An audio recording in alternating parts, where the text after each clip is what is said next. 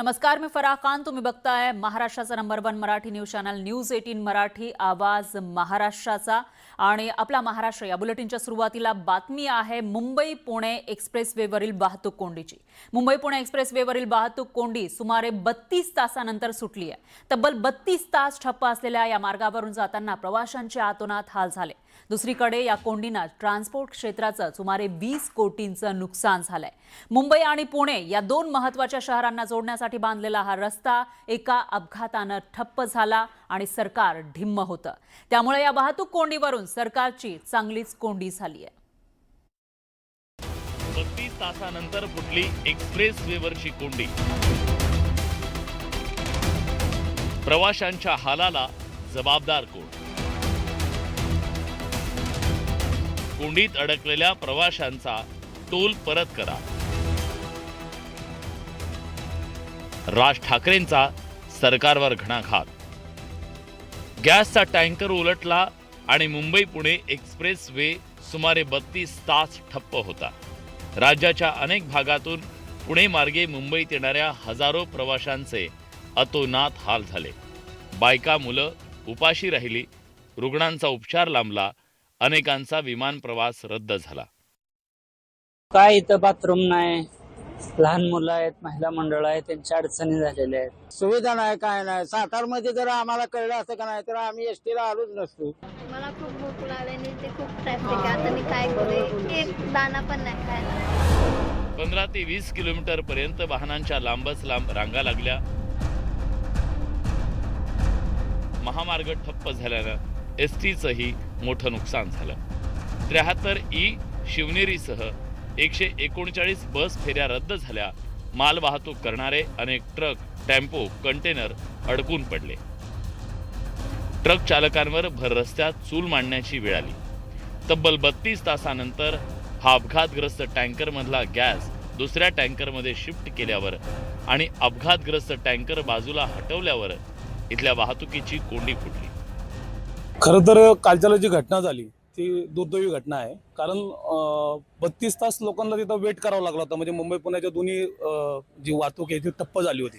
खरं तर महाराष्ट्र शासनाने याच्यावरती ठोस भूमिका घेतली पाहिजे की याच्यावरती काही लोकांना पाणी भेटलं नाही, जेवण भेटलं नाही. खूप लोकांचे, सामान्य लोकांचे खूप हाल झाले. म्हणजे सामान्य लोक म्हणून आमची अशी मागणी आहे की महाराष्ट्र शासनाने त्याच्यावरती ठोस भूमिका घेतली पाहिजे. याच्यानंतर असे कुठलेही ॲक्सिडेंट घडले नाही पाहिजेत याची त्यांनी दखल घेतली पाहिजे. मात्र महाराष्ट्रातील दोन मोठी आणि महत्त्वाची शहरं जोडणारा हा महामार्ग एका अपघातानं ठप्प झाला. सरकारनं त्याकडे सपशेल दुर्लक्ष केलं आणि या मुद्द्यावरून राज ठाकरेंनी सोशल मीडियावर पोस्ट करत सरकारवर हल्लाबोल केला. मुंबई पुणे द्रुतगती महामार्ग जवळपास 32 तास ठप्प होता. प्रवाशांचे कमालीचे हाल झाले. सरकारनं चौकशीचे आदेश दिले.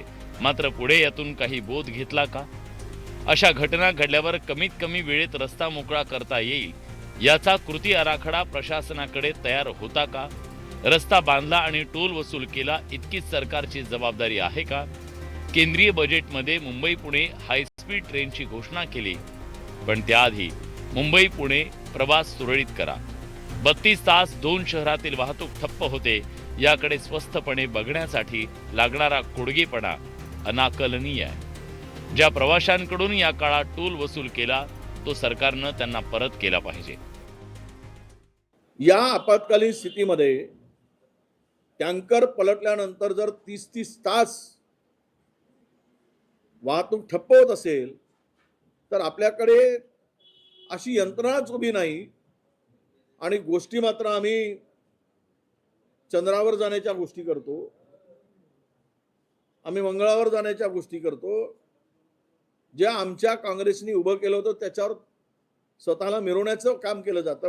कालची जी घटना आहे पुणे मुंबईची ती तर अत्यंत त्रासदायक आहे. प्रत्येक नागरिक त्या ठिकाणी अडकलेला 36 तास, ज्याला पाणी प्यायला नाही, कोणती तिथं सुविधा असण्याचा काही प्रश्न येत नाही. असं घडेलच असं कुणाला वाटलं नव्हतं.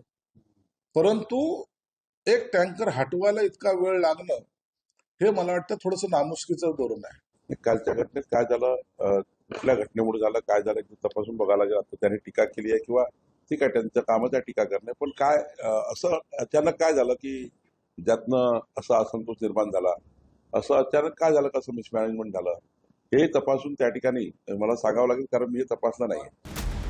एक्सप्रेसवेवर टँकर बंद पडल्यानंतर सरकारी यंत्रणा ढिम्म राहिली. यंत्रणांमधील समन्वयाचा अभाव या निमित्तानं समोर आला. यंत्रणांमध्ये समन्वय असता तर प्रवाशांना झालेल्या त्रासाची तीव्रता काही प्रमाणात कमी झाली असती, याकडे सुरक्षा तज्ज्ञांनी लक्ष वेधलंय. जेव्हा कुठलीही केमिकल्स अशा पद्धतीने स्पिल आउट होतात तर केमिकलला कशा पद्धतीने ऍड्रेस केलं पाहिजे याची आपल्याकडे अजूनही यंत्रणा नाहीये. आणि सगळ्यात महत्वाचा माझा पहिला मुद्दा आहे, तर जर का कम्युनिकेशन वेळेत झालं असतं तर यातल्या मी असं नाही म्हणणार 100% प्रॉब्लेम सॉल्व्ह झाला असता, पण जो हकनाक लोकांना त्रास झाला तो तरी कमी झाला असता ना. म्हणजे सकाळपर्यंत कोणी बरं ह्याला अकाउंटेबिलिटी कोण घेतं, याचं अकाउंटेबिलिटी कोणी घेतच नाहीये. मुंबई ही महाराष्ट्राची आर्थिक तर पुणे ही सांस्कृतिक राजधानी मानली जाते.